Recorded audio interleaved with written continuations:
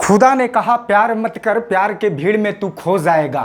खुदा ने कहा प्यार मत कर, प्यार के भीड़ में तुम खो जाएगा। मैंने कहा कभी जमी पर आकर दोस्तों से मिल, तुम भी ऊपर जाना भूल जाएगा। मैंने कहा कभी ज़मीन पर आकर मेरे दोस्तों से मिल, तुम भी ऊपर जाना भूल जाएंगे। Welcome to rainbow classes. जी हाँ दोस्तों, फिर से मैं आप लोगों के सामने एक बेहतर वीडियो लेकर आया हूँ। तो आज का जो टॉपिक है हम लोगों का वो है आपका नरेशन। जैसे कि पिछले टॉपिक में हम लोग नरेशन के बारे में हम लोग अध्ययन किए थे, उसमें से जनरल रूल्स के बारे में हम लोग पढ़े थे।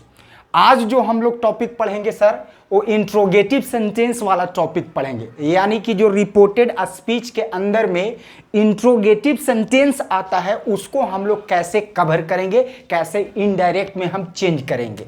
देखिएगा यहाँ पर एग्जाम्पल के माध्यम से हम लोग समझते हैं। लिखा हुआ है he said will you move a bit. लिखा गया है he said will you move a bit. ये जो सेंटेंस है इन्वर्टेड कॉमा के अंदर यानी रिपोर्टेड स्पीच के अंदर में जो सेंटेंस है इंट्रोगेटिव सेंटेंस है। तो इंट्रोगेटिव सेंटेंस को हम कैसे इनडायरेक्ट स्पीच में कन्वर्ट करेंगे, गौर से देखिएगा। जैसे जैसे हम फॉलो करते हैं, जैसे जैसे हम आपको बताते हैं, उसी तरह से आप फॉलो कीजिएगा मेरे स्टेप्स को। जैसे यहाँ पर ही लिखा है, तो ही को हम लोग रिपोर्टिंग स्पीच का सब्जेक्ट है, तो ही को छूछा नहीं करते हैं, जस का तस हम लोग लिख देते हैं। इसके बाद रिपोर्टिंग वर्ब मेरा है सेड। तो जो सेड होता है ना आपका, वो रिपोर्टेड वो इनडायरेक्ट स्पीच में सेड जो होता है आस्क्ड में बदल जाता है। यदि यहाँ पर से रहेगा तो आस्क में बदलेगा, यदि यहाँ पर सेज रहेगा तो आस्क्स में बदलेगा, यहाँ पर सेड रहेगा तो आस्क्ड में बदल जाएगा। यहाँ पर हम लोग आस्क्ड लिख दिए। ध्यान देना है कि रिपोर्टिंग वर्ब के बाद में ऑब्जेक्ट रहे अथवा ना रहे, इससे कोई फर्क नहीं पड़ता है। रिपोर्टिंग वर्ब के बाद ऑब्जेक्ट रहे अथवा ना रहे, तो सेड जो है आपका आस्क्ड में बदल गया। फिर इन्वर्टेड कॉमा की जगह पर, इन्वर्टेड कॉमा की जगह पे हम लोग दैट का यूज नहीं करते। इंट्रोगेटिव सेंटेंस है ना, तो इसके जगह पे इफ या वेदर का प्रयोग करते हैं। दोनों में से जो आपको उचित लगता है उसका प्रयोग कर सकते हैं। तो यहां पर हम लिख दिए आपका इफ। इसके बाद में ये जो सेंटेंस दिया गया है will you move a bit, इसका मतलब हुआ क्या आप थोड़ा घसकेंगे, इसका मतलब ये हुआ। तो will you move a bit, ये जो आपका दिया गया है सर, ये आपका इंट्रोगेटिव सेंटेंस है। कैसे पहचानेंगे, क्योंकि लास्ट में जो है आपका क्वेश्चन मार्क लगा है, तो इंट्रोगेटिव सेंटेंस है। अब इस इंट्रोगेटिव सेंटेंस को आपको चेंज कर देना है असर्टिव सेंटेंस में। यानी कि जब इनडायरेक्ट में जब चेंज करते रहते हैं तो उसको असर्टिव सेंटेंस में हमको चेंज कर देना है। तो आप जानते होंगे कि असर्टिव सेंटेंस में जब हम इसको चेंज करें तो सबसे पहले मुझे क्या चाहिए, सब्जेक्ट चाहिए। क्या चाहिए, सब्जेक्ट चाहिए। तो इसमें सबसे पहले सब्जेक्ट कौन बन सकता है, ये सब्जेक्ट जो है आपका पर्सन बन सकता है। पर्सन कौन है, यहाँ पे यू है जो पर्सन है। तो यू जो पर्सन है आपका कौन सा पर्सन है, सेकेंड पर्सन है। सेकेंड पर्सन किसके अनुसार चेंज होता है, आप जानते हैं। फर्स्ट पर्सन रहेगा तो सब्जेक्ट के अनुसार, सेकेंड पर्सन रहेगा तो ऑब्जेक्ट के अनुसार। अब कहेंगे कि सर यहां पर तो ऑब्जेक्ट नहीं है, तो क्या करेंगे।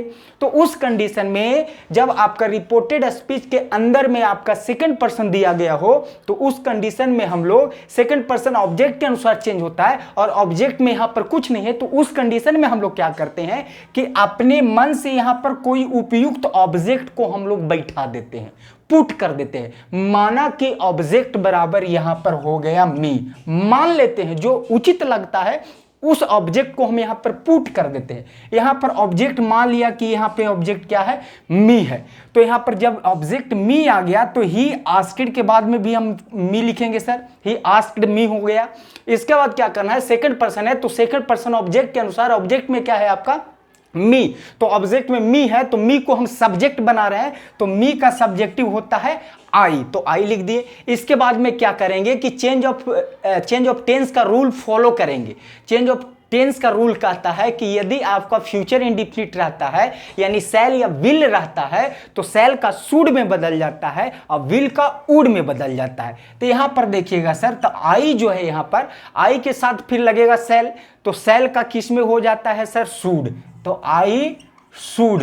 इसके बाद मूव है, मूव है, अबीट है, अबीट है। इसके बाद में जो सेंटेंस के लास्ट में हम क्वेश्चन मार्क यहां देख रहे हैं, तो इसके लास्ट में हम लोग क्या दे देते हैं, फुल स्टॉप। ठीक उसी तरह से इसका भी सी है तो सी, आस्क्ड है तो आस्क्ड यहां लिखेंगे, इन्वर्टेड कॉमा है तो इन्वर्टेड कॉमा के जगह पे अभी बताएं इफ लगेगा। इसके बाद में ई सेकंड पर्सन आ गया यू, तो यू सेकंड पर्सन ऑब्जेक्ट के अनुसार, ऑब्जेक्ट नहीं है तो माना कि ऑब्जेक्ट बराबर मी, तो यहां पर ऑब्जेक्ट हम मी मान लिए, तो यहां सी आस्क्ड यानी मी यहां पर हो गया। सेकंड पर्सन ऑब्जेक्ट के अनुसार यानी मी के अनुसार, तो मी के अनुसार यानी कि सब्जेक्ट हो जाएगा आपका आई। इसके बाद में ये टेंस पहचानिए सर, टेंस पहचाने कौन सा टेंस है, हैव यू इनवाइटेड मी, क्या आपने मुझे आमंत्रित किया है। तो ये जो टेंस है आपका प्रेजेंट परफेक्ट का है। प्रेजेंट परफेक्ट जो होता है वो इनडायरेक्ट स्पीच में पास्ट परफेक्ट में बदलता है, तो पास्ट परफेक्ट में हैड होता है वो V3 होता है, हैड प्लस V3 यानी I had invited, I had invited. Me जो हो गया फर्स्ट पर्सन हो गया, फर्स्ट पर्सन सब्जेक्ट के अनुसार बदलता है, सब्जेक्ट में कौन है सी, तो सी को हम पकड़ कर लाएंगे और ऑब्जेक्ट के जगह पर बैठावेंगे, तो ऑब्जेक्ट के जगह पर बैठावेंगे तो सी का ऑब्जेक्टिव क्या होता है, हर होता है। चलिए तीसरा सेंटेंस देखते हैं, I said what is your name.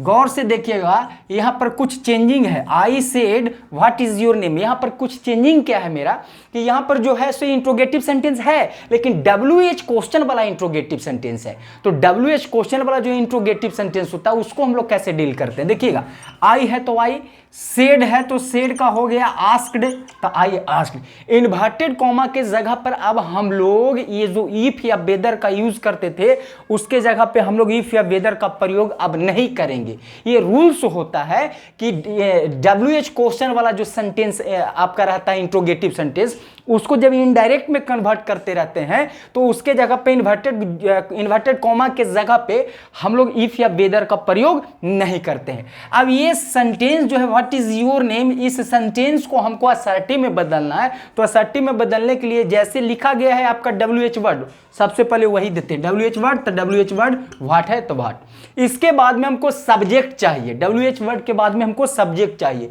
Subject इसमें से कौन बनेगा सर, ये पर्सन बनेगा। पर्सन ये कौन सा है, सेकंड पर्सन है। सेकंड पर्सन किसके अनुसार, ऑब्जेक्ट के अनुसार। ऑब्जेक्ट में तो हम है नहीं, तो नहीं है तो इस कंडीशन में आपको बताएं कि ऑब्जेक्ट को माना, मान लीजिए तो माना कि ऑब्जेक्ट बराबर क्या, मी मानिए चाहे ही मानिए, कुछ भी मान सकते हैं। चलिए मी मानते हैं हम, तो मी मानते हैं यहां पर, तो यहां पर मी को हम पकड़ के हम योर की जगह पर लाएंगे, तो योर देखिएगा पोसेसिव एडजेक्टिव में योर दिया गया है, तो मी का पोसेसिव एडजेक्टिव जो होता है माई होता है और नेम का नेम है, ठीक, तो माई नेम।